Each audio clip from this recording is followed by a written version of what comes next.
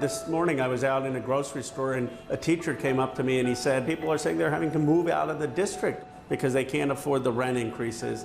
They can't afford to buy a house.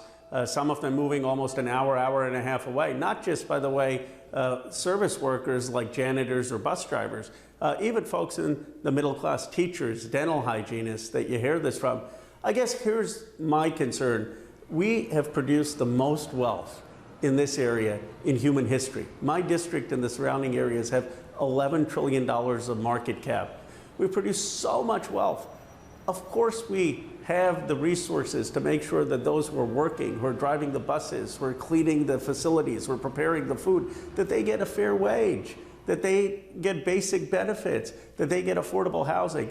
So Silicon Valley, of course, is known for being #1 in high tech, this high-tech innovation ecosystem, and yet the region is also #1 in some other things that aren't as pleasant. We have a huge number of unsheltered homeless people in our region.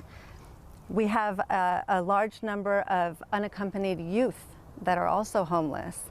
We have not found a way to extend the prosperity created by the tech economy to the rest of the community. We think about, a living wage. Now, a living wage in our community is about $45 an hour, and your average worker makes $15. People have been displaced, people's moving out, but I'm asking, I ask people, what are you gonna do when there's no more people that will clean your house in here? What are you gonna do when there's no people that work in the restaurants? Asian Americans comprise 34.5% of the population in Santa Clara County. That is huge. We are wide, we are dispersed across numerous sectors. So this assumption that we are doing fine, we are high income earning, we are overrepresented in tech, and we are not in pain and not a group in need is harmful and damaging. A number of us work in low paying jobs. The lack of black leaders within tech companies, and what we typically hear from tech companies is that they're either trying or they don't, it's hard to find that talent. And we don't buy that, right? We don't buy that it's hard to find talented black people to put in leadership, and oftentimes people just don't see black people as the corporate look. 46% of our children in Silicon Valley live in families that can't provide the basics. Can't provide rent, right? Can't provide rent, food, transportation, healthcare. They can't do it. They need help from either the government or a nonprofit organization. The 3rd annual Silicon Valley Pain Index, this new report, which highlights 57 studies and 89 statistics, shows the extreme racial and social inequalities that we found in the previous reports. They still persist. When we developed the Silicon Valley Pain Index, we wanted to produce a document that showed the reality of the inequality around wealth and income in our community, but we wanted to really then present it to the politicians, to the community leaders, to the nonprofit groups, and say, here's our reality in Silicon Valley around wealth and income inequality.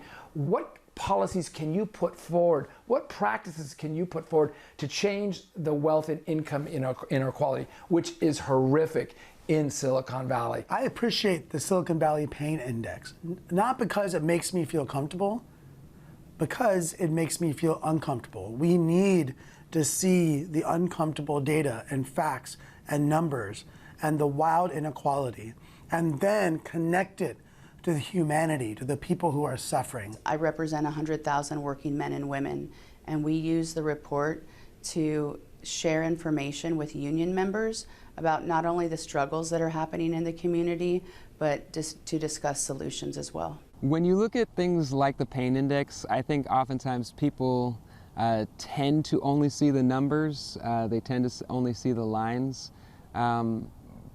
But I think what's really important for folks to remember is that behind all of these numbers, there's skin, there's bone. There are human beings who are affected by these things every single day.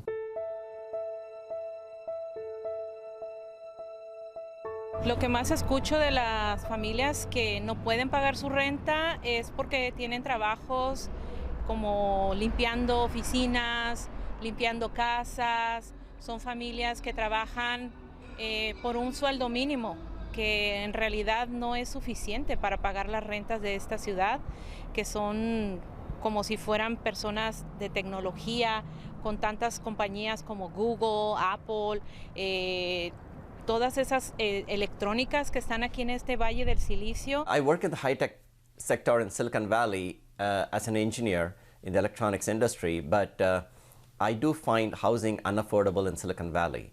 I live in a 2-bedroom apartment, and the rent is over $3,500 a month.